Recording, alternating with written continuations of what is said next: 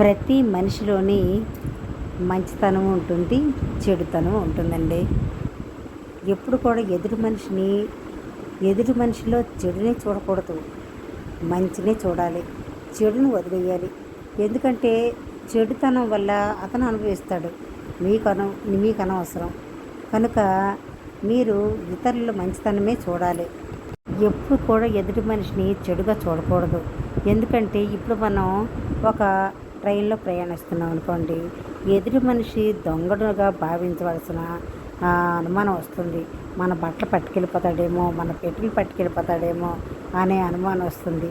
అప్పుడు ఆ తాలూకా బాధ మిమ్మల్ని ఎంతో ముంచివేస్తుంది, ఆరాట పెడుతుంది, బెంగపడేటట్లు చేస్తుంది. కనుక ఎదుటివాడిని తప్పుగా భావించకుండా మంచిగా చూడడం నేర్చుకోవాలి. వాడి మంచితనం చూడాలి.